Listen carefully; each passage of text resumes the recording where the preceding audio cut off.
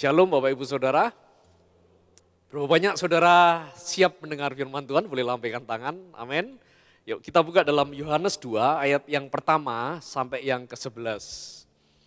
Yohanes 2 ayat yang pertama sampai yang ke-11, ini kisah yang sering kita dengar.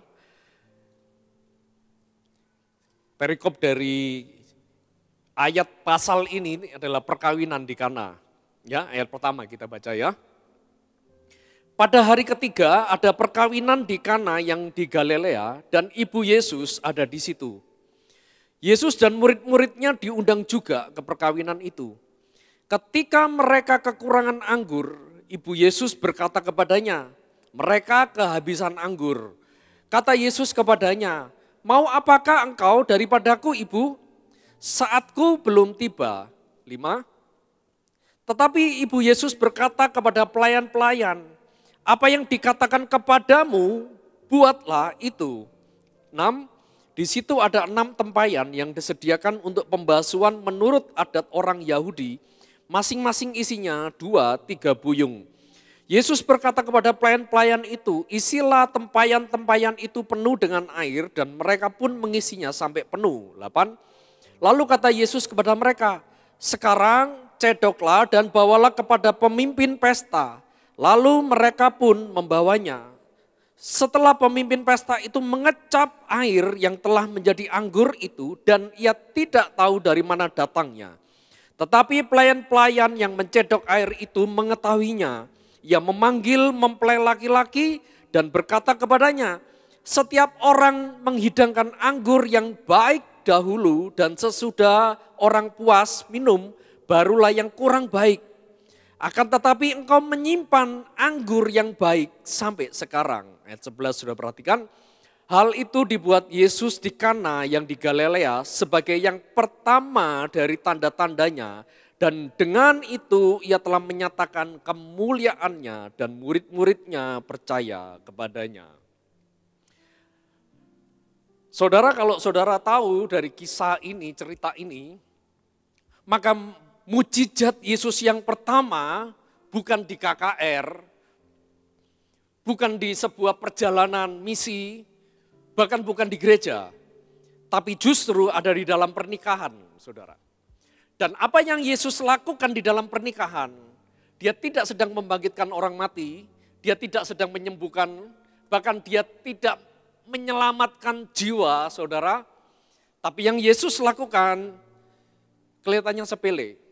Dia mengubah air menjadi anggur, saudara.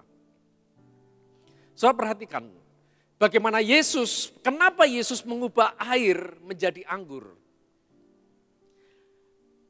Air bicara tentang kebutuhan. Manusia tanpa air mati, saudara ya. Dunia nggak ada air, kacau, saudara. Ya. Karena seluruh hidup kita ini tergantung, sebagian besar 70-80% tergantung dengan air, saudara.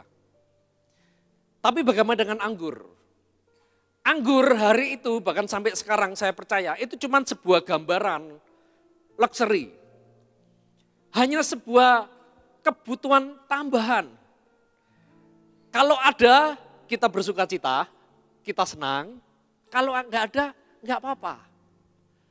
Sama juga yang terjadi, bahwa pesta hari itu sudah jalan. Anggur sudah keluar. Tapi mungkin mereka salah perhitungan.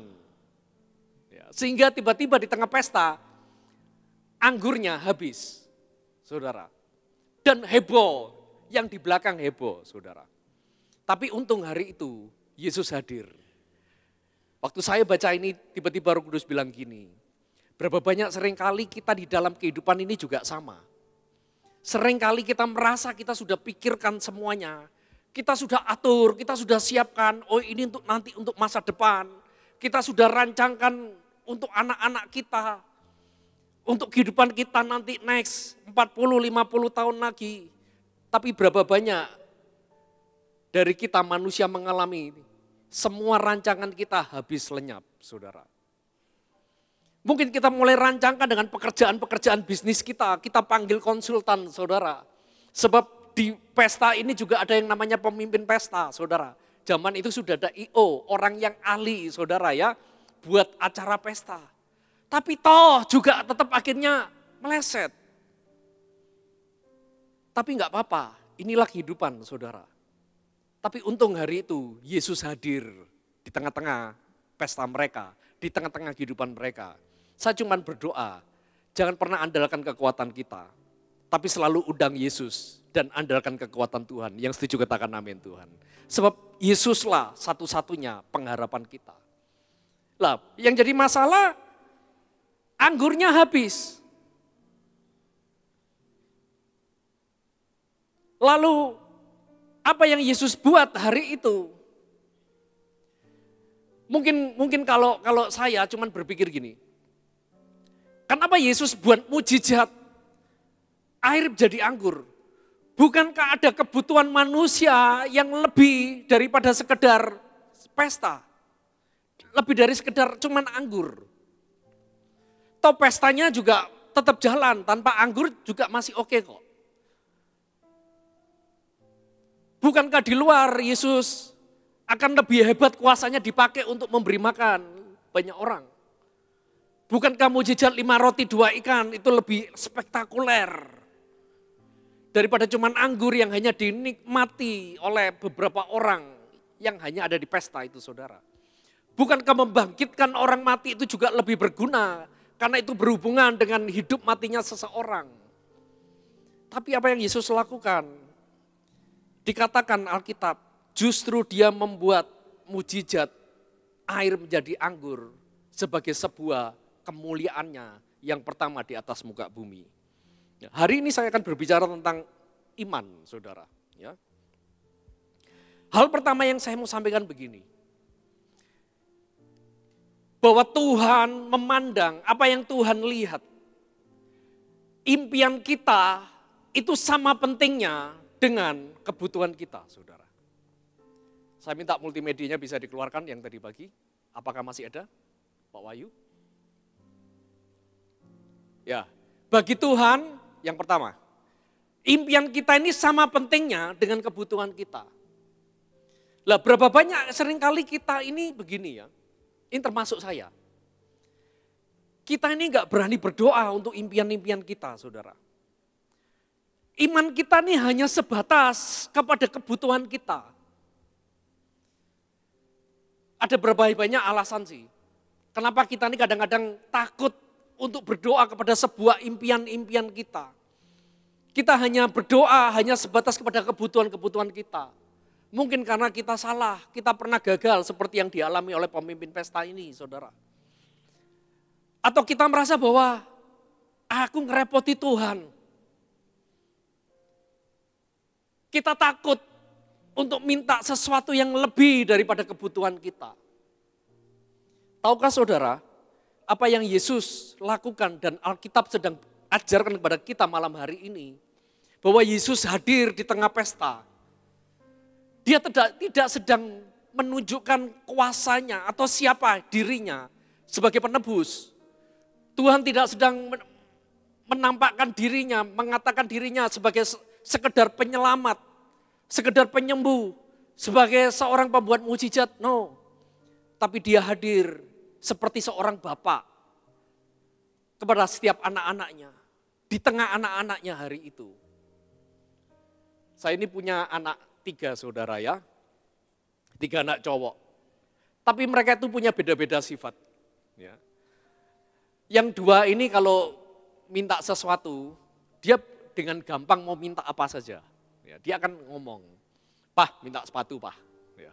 "Pah, aku pengen punya baju yang seperti ini. Ya. Gak ada sungkannya, gak ada malunya. Pokoknya dia minta aja, saudara. Ya. Saya sebagai orang tua saya gak keberatan. Saya senang. Tapi ada satu anak saya ini yang menurut saya dia itu gak pernah minta-minta, saudara. Dia cuma minta itu kalau gini, "Pah, minta uang buat bayar uang sekolah. Untuk bayar uang les." Kadang-kadang datang mamanya, "Mah, aku minta beliin baju." Wah, kita pikir kan seneng. Wah, mau beli baju apa? Enggak, baju seragam, saudara. Karena seragamnya enggak cukup. Seragamnya sobek. Sampai beberapa kali kami ini duduk, saya itu selalu tanya, kalau dia mulai ulang tahun, kamu besok mau minta kado apa? Dia bingung, mau ngomong apa saudara. Bukan nih anak gak punya keinginan, dia punya keinginan, tapi dia sulit mengutarakan. Pengen apa? Sepatu? Atau apa? Tas? Atau apa? Kadang-kadang kalau kami ini jalan ke mall gitu ya, saya ajak mereka, khusus yang satu ini saudara ya, ayo milih ini loh sepatu. Saya bilang, aku tahu kamu masih punya sepatu di rumah. Sepatumu juga masih bagus. Sepatu sekolahmu juga enggak jebol, masih ada. Tapi aku pengen kamu beli sepatu yang baru, yang kamu pingini. Yang itu mungkin jadi impianmu. Tahukah saudara, waktu ini anak milih dan dia beli, saya sebagai orang tua, sebagai papa, saya senang luar biasa saudara. Bisa memenuhi bukan cuma sekedar kebutuhan dari anak saya. Bahkan sampai itu kepada sebuah impian. Sesuatu yang dia ingini. Saya tahu, tanpa sepatu ini pun dia juga masih punya sepatu kok. Tapi justru kalau sampai anak saya ini nggak meminta apa-apa kepada saya yang semakin bingung. Lebih-lebih kalau anak saya ini malah mintanya ke tetangga, saudara ya. Saya sebagai orang tua saya akan tersinggung, saudara. Dan juga sedih. Tahukah saudara bahwa Bapa kita di surga juga sama. Dia Tuhan, dia Bapa kita.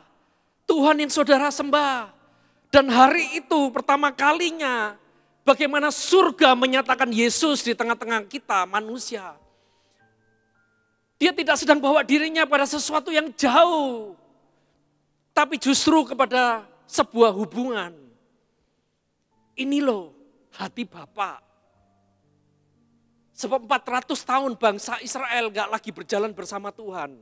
Mereka nggak tahu Tuhan itu seperti apa kepada sampai generasi setelah 400 tahun. Dan hari itu Tuhan menyatakan dirinya sebagai Bapa di tengah umatnya. Makanya apa yang Tuhan sedang bicara, kenapa Tuhan membuat anggur? Kenapa dia nggak buat mujizat yang lain di tempat lain? Yang mungkin itu lebih berguna, lebih hebat menurut pikiran manusia, saudara. Karena Tuhan tahu, karena bagi Tuhan, impian kita sama pentingnya dengan kebutuhan kita, saudara. Makanya malam hari ini saya mengajak setiap kita. Berapa banyak seringkali kita ini berdoa, kita ini punya iman hanya kepada kebutuhan. Kalau kita bekerja, kita berdoa Tuhan, kasih aku pekerjaan, ya yang penting cuman bisa untuk makan. Percayalah saudara, Tuhan akan sediakan jauh melebihi apa yang saudara butuhkan. Yang setuju katakan amin. Ada sebuah cerita saudara. Satu hari ada seorang pemain golf terkenal di Amerika. Begitu terkenalnya, begitu hebatnya dia, satu hari dia dipanggil, ditelepon oleh seorang raja di Timur Tengah, ya Raja Arab saudara ya. Dia disuruh terbang ke istananya, dan disuruh tinggal beberapa minggu untuk apa saudara? Ngajari main golf raja ini. Setelah beberapa minggu main golf, ngajari raja ini main golf, waktunya selesai, pegolf ini pulang. Dan waktu pegolf ini pulang, ditelepon sama rajanya di tengah perjalanan. Rajanya bilang gini, terima kasih ya, kamu sudah menyempatkan waktu buat aku tahu kamu sibuk. Dan aku sekarang sudah bisa main golf. Setidaknya nggak malu-maluin kalau diajak main golf sama teman-temannya.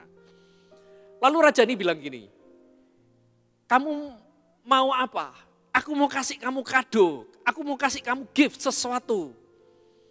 Kamu mau apa? Lalu pegolf ini bilang gini, Raja, aku ini nggak butuh apa-apa.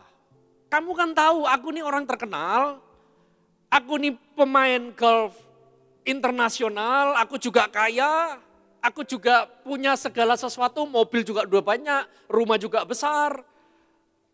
Aku nggak butuh apa-apa. Tapi raja ini memaksa. Dan raja ini bilang, enggak.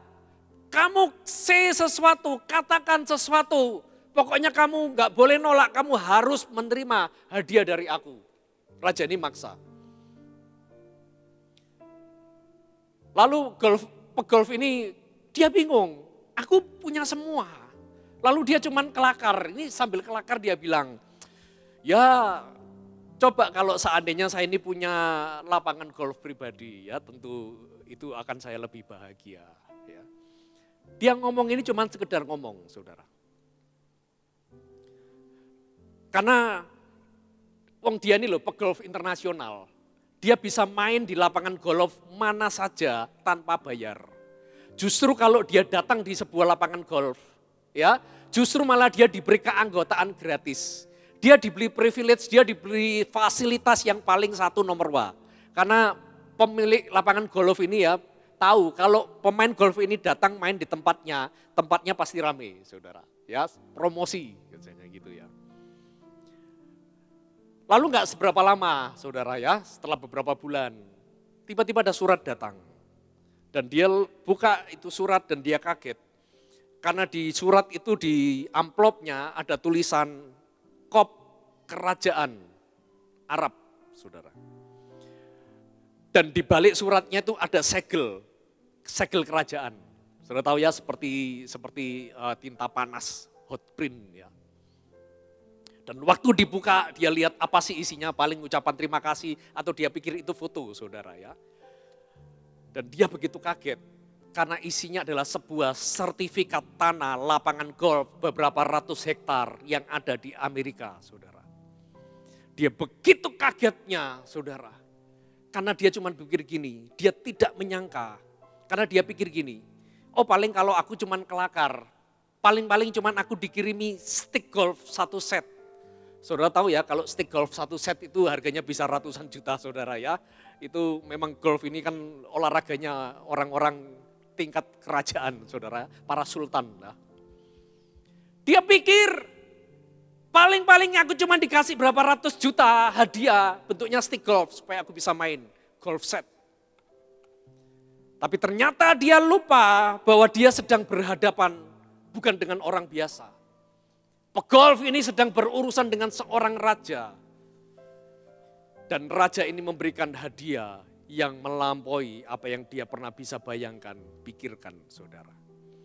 Tahukah saudara, Tuhan yang kita sembah, Bapak yang kita sembah, bukankah dia raja di atas segala raja? Bukankah dia Tuhan di atas segala Tuhan? Bukankah dia pencipta alam semesta? Makanya kalau kita ini dekat Tuhan, jangan cuma sekedar, oh Tuhan yang penting aku bisa hidup. Enggak. Alkitab Yohanes 10 ayat 10 katakan, dia datang dan memberi kita hidup. Masih koma, bukan sekedar hidup. Tapi ayat firman Tuhan katakan kita dan hidup di dalam segala kelimpahan Bapa, kelimpahan Tuhan. Tapi berapa banyak seringkali kita ini terkungkung dengan iman kita, dengan pikiran kita, keterbatasan kita, dengan kesalahan kita. Kita takut berdoa, kita nggak punya iman lagi, kita nggak punya impian lagi. Karena mungkin kemarin kita pernah salah, kemarin kita pernah gagal. Atau mungkin cara berpikir kita tentang Tuhan itu salah. Kita nggak pernah lihat Tuhan yang besar. Kita nggak mengenal siapa Tuhan yang kita sembah. Makanya kita takut, saudara. Kalau saudara baca dalam seluruh kisah Alkitab, bagaimana waktu bangsa Israel berjalan di padang gurun, mereka menemu tantangan, rintangan, Laut Merah hari itu. Mereka butuh yang namanya jalan, tahukah saudara? Tuhan gak carikan jalan mereka. Laut Merah dibelah, saudara. Bangsa Israel jalan. Ketemu tembok yang besar, yang gak pernah bisa diruntuhkan oleh siapapun, tembok Yeriko. Tuhan gak ngajak mereka, yuk muter aja nak, wis muter aja. Gampang, no.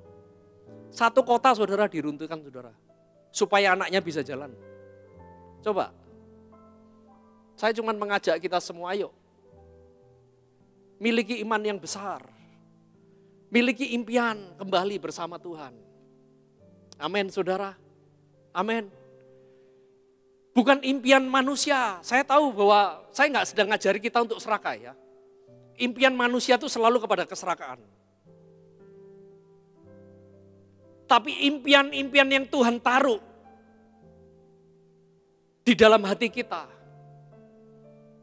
Makanya waktu Abraham, dia minta anak sama Tuhan. Keinginan hatinya Tuhan, paling enggak aku kasih satu anak lah Tuhan. Supaya ada yang mewarisi satu anak. Apa yang Tuhan bilang? Keluar dari kemahmu Abraham. Keluar dari kemahmu. Lihat bintang di langit, hitung. Lihat pasir di pantai, hitung. Jangankan satu anak. Ribuan bangsa-bangsa akan jadi keturunanmu. Dan mereka yang akan menjadi warisanmu. Kata Tuhan. Saudara. Waktu Musa melarikan diri ke padang gurun. Mungkin doanya hari itu cuma satu. Tuhan, supaya aku selamat. Supaya aku gak dikejar oleh Fir'aun. Tapi waktu Musa ketemu Tuhan di padang gurun. Tahukah saudara, Tuhan bilang gini, aku bukan cuma sekedar menyelamatkanmu hari ini. Balik ke Mesir. Selamatkan seluruh bangsaku, kata Tuhan. Sebuah impian yang besar, yang jauh melampaui dari kebutuhan. Dan tahukah saudara, hari ini Tuhan yang sama. Tuhan tidak sedang hanya sekedar membuat kebutuhan saudara. Tapi dia sedang rancangkan impian-impiannya yang besar di dalam setiap kehidupan saudara dan saya. Ada sebuah kisah, saya ingat kisah tentang Saul, saudara. Bagaimana Saul dipilih Tuhan menjadi raja. Kita buka aja yuk, 1 Samuel 9. Kita baca dari ayat yang ke-3, saudara. 1 Samuel 9. Kita dari baca ayat ke-3 sampai yang ke-6. Setelah itu kita akan loncat ayat yang ke-19 sampai 21.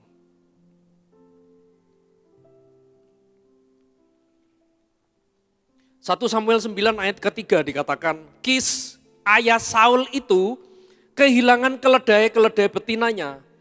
Sebab itu berkatalah Kis kepada Saul anaknya, ambillah salah seorang bujang, bersiaplah dan pergilah mencari keledai-keledai itu. Lalu mereka berjalan melalui pegunungan Efraim, juga mereka berjalan melalui tanah Salisa, tetapi tidak menemuinya juga. Kemudian mereka berjalan melalui tanah Sahalim, tetapi keledai-keledai itu juga tidak ada.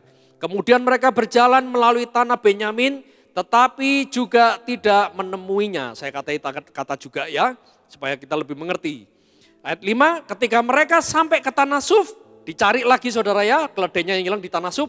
Berkatalah Saul kepada bujangnya yang bersama-sama dengan dia, mari kita pulang, nanti ayahku tidak lagi memikirkan keledai-keledai itu, tetapi khawatir mengenai kita. Saul mulai putus asa, ya kehilangan keledainya, dicari gak ketemu. Ayat 6, tetapi orang ini, bujangnya berkata kepadanya, tunggu, di kota ini ada seorang abdi Allah, seorang yang terhormat, segala yang dikatakannya pasti terjadi. Marilah kita pergi ke sana sekarang juga. Mungkin ia dapat memberitahukan kepada kita tentang perjalanan yang kita tempuh ini. Ya. Jadi bujangnya bilang gini, Saul jangan menyerah. Yuk kita cari suara Tuhan. Cari Tuhan. Ada seorang nabi pelihat namanya Samuel. Siapa tahu nanti Samuel ini bisa ngerti masalah kita. Karena kita sudah cari-cari gak ketemu. Masalahnya apa saudara? Cari keledai. Kebutuhannya apa? Cari keledai. Ya, kita akan lihat ayat 19. Ayat 19. Singkat cerita mereka ketemu dengan Samuel. Lalu Samuel bilang gini. Jawab Samuel kepada Saul katanya, akulah pelihat itu. Naiklah mendahului aku ke bukit. Hari ini kamu makan bersama-sama dengan daku. Besok pagi aku membiarkan engkau pergi dan aku akan memberitahukan kepadamu segala sesuatu yang ada dalam hatimu. Saudara perhatikan. Masalahnya Saul ada di pikiran. Dia kehilangan keledainya ada di pikirannya. Tapi sebenarnya Saul juga punya keinginan di dalam hatinya. Yang bagi Saul, dan itu adalah sebuah impian. Yang bagi Saul, enggak penting. Yang penting masalah ini selesai dulu. Ya, lalu apa yang terjadi? Ayat 20 firman Tuhan bilang begini. Adapun keledai-keledaimu yang telah hilang 3 hari lamanya sampai sekarang, janganlah engkau khawatir sebab telah diketemukan. Tetapi siapakah yang memiliki segala yang diingini orang Israel? Bukankah itu ada padamu dan seluruh kaum keluargamu? Tetapi jawab Saul, bukankah aku seorang suku Benyamin, suku yang terkecil di Israel, dan bukankah kaumku yang paling hina dari segala kaum suku Benyamin? Mengapa Bapa berkata demikian kepadaku? Waktu Saul ketemu dengan Samuel, Tuhan bicara gini kepada Samuel. Keledaimu sudah ketemu. Tapi bukan sekedar Tuhan memberikan solusi kepada kebutuhanmu. Dan hari itu Tuhan bilang gini, aku melihat hatimu. Tahukah saudara, hari itu tadi dikatakan di ayat yang ke-20, Israel ini sedang heboh, mereka cari raja, saudara. Mereka minta raja. Jadi pemberitaan di televisi, di koran, ya, di broadcast, di WA, saudara ya, di IG, di Twitter, di apapun medsos hari itu kalau ada, isu mereka cuma satu, minta raja. Siapa yang akan jadi raja? Ya, sama seperti kalau pilpres, saudara ya, heboh satu Indonesia, saudara ya. Semua berita, semua medsos kita, semua pembicaraan di warung, di rumah, di sekolah, di RT, RW, di arisan-arisan. Siapa yang jadi raja hari itu? Saul, firman Tuhan katakan, dia punya keinginan. Dia taruh dalam hatinya. Tapi dia tahu bahwa gak mungkin. Sebuah impian yang dia tahu gak akan bisa. Tapi saya percaya itu Tuhan yang taruh dalam hatinya. Dan yang terjadi, waktu dia kehilangan keledai-keledainya, dia cari keledainya muter-muter, sampai di satu titik dia menyerah. Mungkin dia pikir gini, wong cari keledai aja aku gak bisa kok. Kok aku mau minta jadi raja? Wong cari keledai aja aku gak bisa kok, 3 hari gak ketemu. Sudah lupakanlah impian-impian itu. Tapi tahukah saudara, di hadapan Tuhan, Tuhan bangkitkan kembali impian-impian itu. Tuhan bangkitkan kembali iman daripada Saul. Dan Tuhan bicara gini, aku tahu apa yang ada dalam hatimu, sebab aku yang taruh. Dan Tuhan bilang, bukankah yang diingini oleh bangsa Israel raja itu, aku taruh di dalam hatimu. Malam hari ini saya cuma mengajak semua kita begini. Ayo, kita ini seringkali terjebak dengan masalah keledai kita, saudara. Kalau saya menganggapnya ini sebagai istilah donkey problem.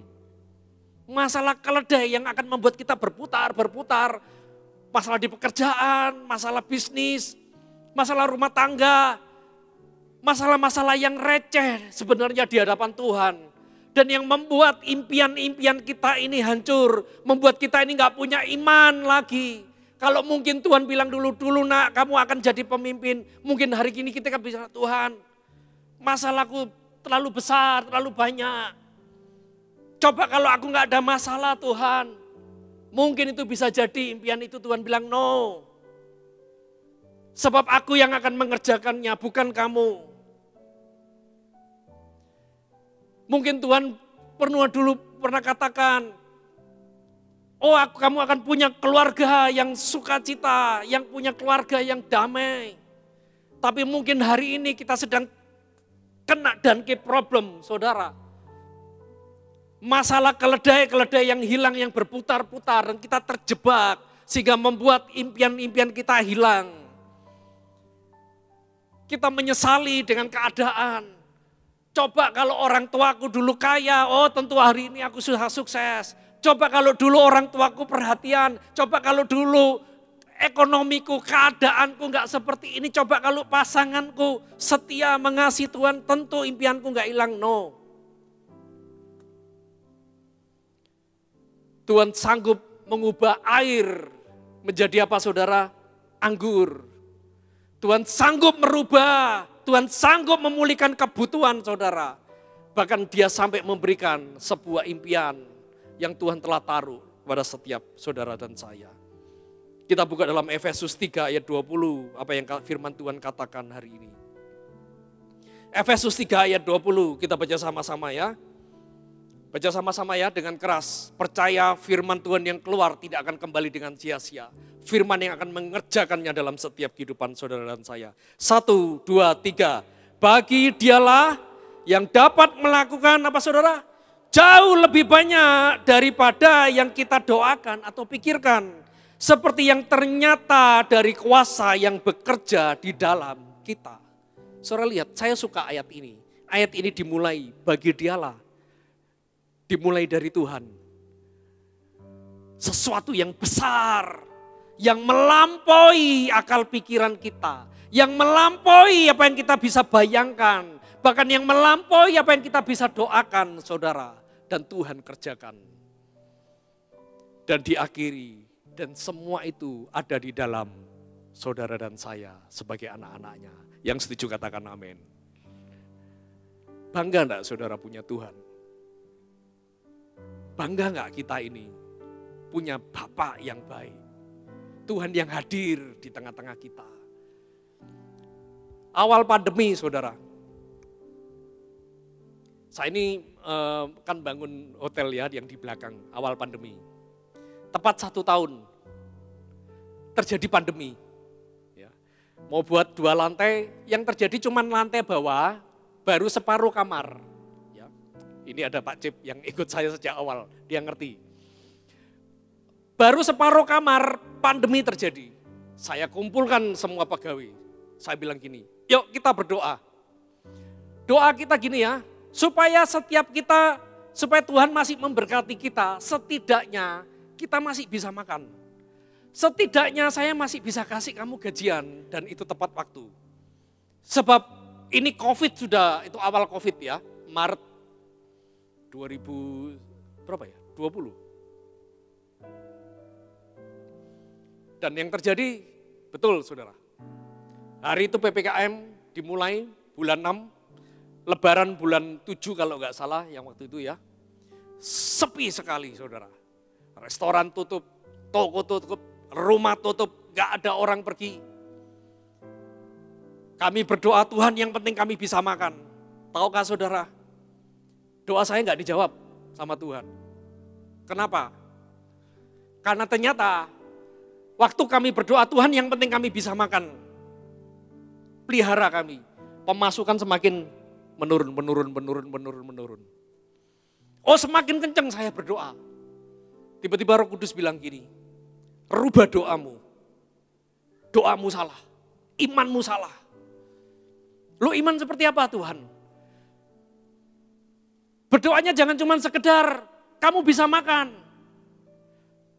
Berdoa, punya iman, kamu akan selesaikan itu pembangunan sampai selesai. Saya ini pakai pikiran saudara. Saya bilang gini, loh Tuhan, kalaupun ini tak selesaikan, pandemi ini loh sampai kapan gak ada yang tahu. Para ahli memperkirakan ini bisa sampai 3-4 tahun, itu udah paling cepat. Itu aja kalau ketemu vaksin. Padahal dunia medis mengatakan vaksin baru bisa ketemu setelah 10-15 tahun. Saudara. Loh ini orang pinter yang ngomong, saya itu siapa? Saya ngomong gini, Tuhan bilang gini, kalau aku yang memulai, nak, aku yang akan menyelesaikan. Ubah imanmu, ubah doamu. Hari itu saya sepakat sama Tuhan. Saya berdoa, Tuhan aku percaya bukan cuma sekedar kami bisa makan. Tapi aku sampai bisa menyelesaikan bangunan. Bahkan sampai lebih besar lagi. Akan lebih banyak tamu-tamu yang datang. Dan tahukah saudara, sejak hari itu saya ngomong sama 2-3 bulan setelah itu, saya bilang sama keluarga, kita jalan pembangunan, selesaikan pembangunan, kebut pembangunan. Lu ketir-ketir, iya ketir-ketir saudara. Karena apa yang saya lihat gak sesuai. Tapi hari ini kalau saya lihat ke belakang, apa yang Tuhan kerjakan sungguh dahsyat dan ajaib. Bukan cuma sekedar kebutuhan yang Tuhan mau sediakan, bahkan sampai kepada impian-impian Tuhan juga akan sediakan. Yang setuju katakan amin saudara. Amin. Gak usah takut, gak usah khawatir. Sebab kuasa itu dikatakan yang menyertai kita ada di dalam kita. Yang akan melakukan jauh lebih besar, melampaui dari apa yang pernah kita bisa bayangkan, pikirkan. Hal yang kedua, cepat saja saudara. Waktu terjadi kehabisan anggur, maka Maria ini datang kepada Yesus. Maria ini ngomong sama Yesus, Yesus, mereka kehabisan anggur. Ya balik di 2 Yohanes tadi. Ayat 5 tadi dikatakan, Yesus, mereka ini kehabisan anggur. Lalu Yesus bilang gini, Ibu, apa maumu dari patuku? Ayat 4, baca ayat 4 ya. Ayat 4, ini ayat 6. Nah, apa maumu daripadaku? Tuhan bilang gini, saatku belum tiba. Nah, ada beberapa hal yang saya mau sampaikan begini. Ini kan mujizat, Alkitab tulis pertama kalinya Yesus buat mujizat. Yang menjadi pertanyaan begini, bagaimana Maria bisa datang kepada Yesus dan meminta Yesus membuat mujizat? Bukankah Yesus selama ini belum buat mujizat? Kalau ada Injil agnostik saudara ya, ada sebuah cerita bilang, oh Yesus sejak kecil dia sudah buat mujizat. Dia buat burung dan burung bisa terbang hidup. Tuhan bisa terbang kemana-mana, dia bisa lakukan. No, itu salah, itu sesat. Tapi firman katakan inilah mujizat yang pertama, yang artinya begini, Yesus sejak kecil dia tidak membuat mujizat. Yesus remaja dia tidak buat mujizat. Yesus waktu di masa mudanya dia tidak buat mujizat. Dan sampai ayat ini ditulis, Yesus belum membuat mujizat apapun. Yang menjadi pertanyaan begini, bagaimana Maria selama 30 tahun dia nggak lihat mujizat apapun yang anaknya kerjakan. Dan dia bisa datang kepada Yesus. Yesus buat mujizat. Kalau saya bayangkan jadi Maria, tentu nggak gampang, saudara. Saya cuman bayangkan begini. Mungkin waktu Yesus masih kecil, lalu Maria tetangganya jatuh, kakinya patah atau kecelakaan. Mungkin hari itu dia sedang minta, Yesus saya buat mujizat dong. Kamu kan Mesias. Yesus bilang, waktuku belum tiba.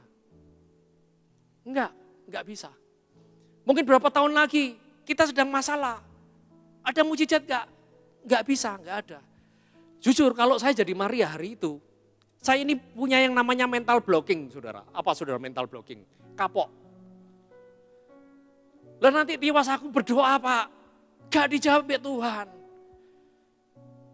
Saya sudah berpuasa, saya sudah nangis cari Tuhan. Saya sudah ikuti semua yang Tuhan mau. Sudah bayar perpuluhan, janji, nasar dan segala macam. Mana gak ada.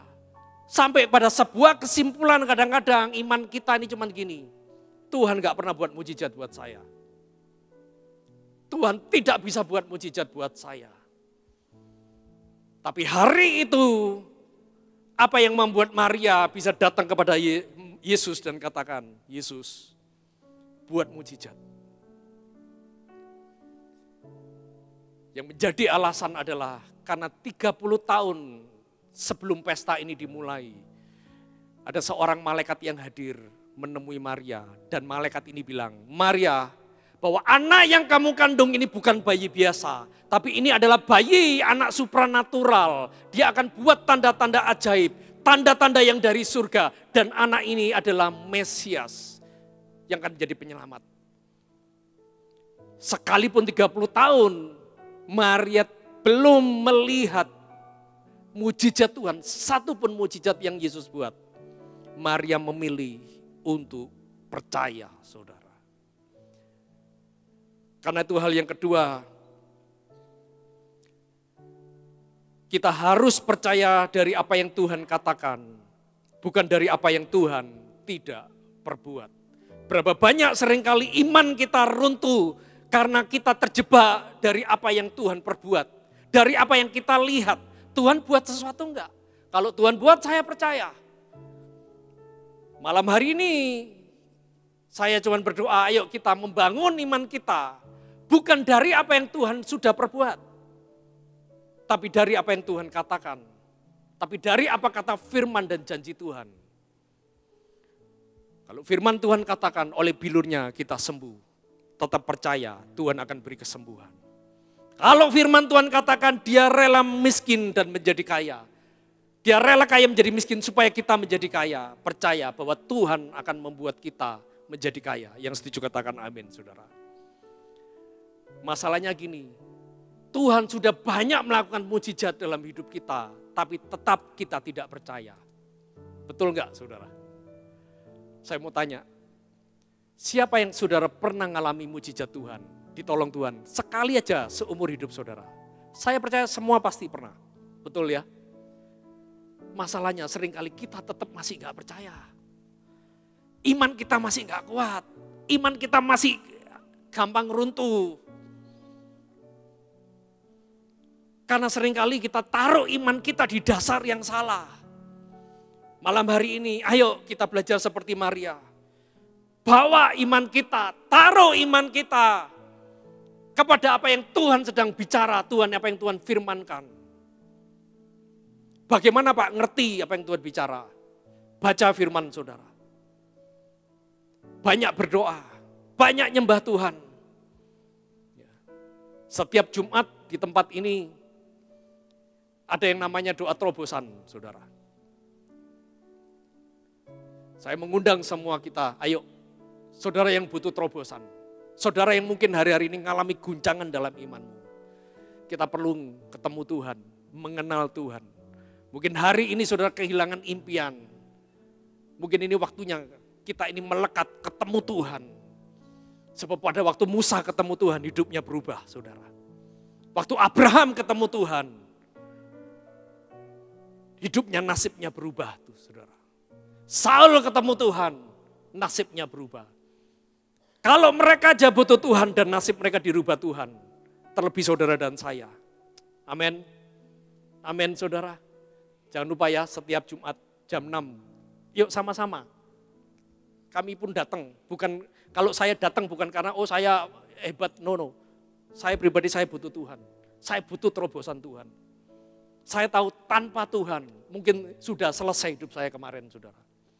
Tanpa Tuhan, mungkin keluarga rumah tangga saya sudah selesai, saudara.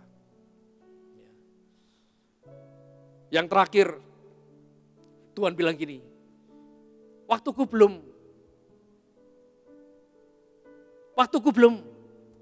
saatnya. Nah, ini bicara tentang apa? Bicara tentang ujian dalam setiap kehidupan kita. Berapa banyak seringkali iman kita lemah karena kita ini gak sabar. Kita merasa kalau belum waktunya Tuhan, kita selalu judge Tuhan. Oh Tuhan gak sanggup, Tuhan gak bisa. No saudara.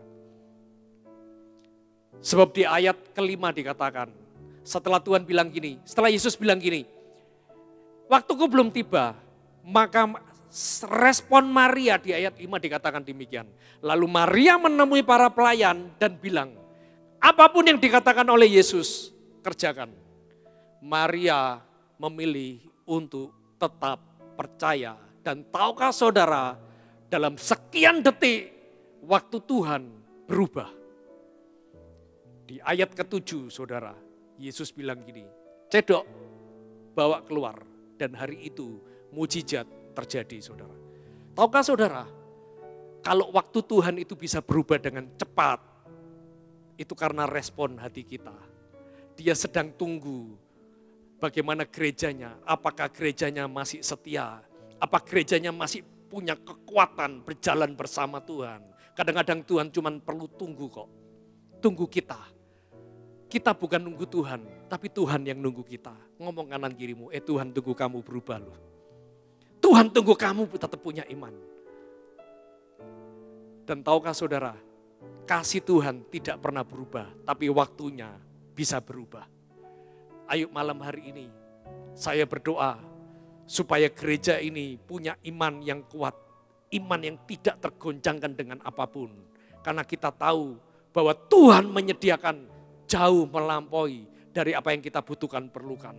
Bahkan pada sebuah impian-impian yang kita pikir gak sanggup Tuhan. Tapi Tuhan katakan, aku yang akan kerjakan dalam hidupmu.